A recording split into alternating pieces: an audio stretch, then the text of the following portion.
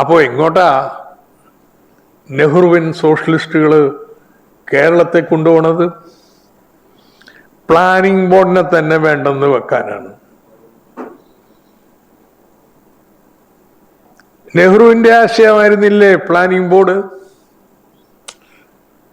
ഇന്നിപ്പോ കേരളത്തിൽ മാത്രം ഉള്ളത്. മോഡി അത് ഇല്ലാതാക്കി. നെഹ്റു കൊണ്ട് ചതുർത്ഥിയാണ്. നെഹ്റു തുടങ്ങി വെച്ചൊന്നും വേണ്ട. എന്റെ പേര് മാറ്റി നീതി ആയോഗ് ആക്കി. ഇപ്പൊ അതേ മാതൃകയിൽ തിങ്ക് ടാങ്ക് ആക്കാൻ പോയ മോഡി പറഞ്ഞ അതേ വാക്കുകളും പ്രയോഗം ഉണ്ടോ? Think tank.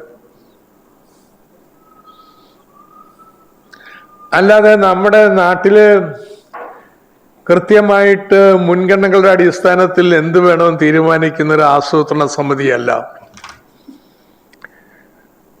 അങ്ങോട്ടാണ് ഈ നെഹ്റുവിയൻ സോഷ്യലിസ്റ്റുകൾ കേരളത്തെ കൊണ്ടുപോയിക്കൊണ്ടിരിക്കുന്നത്.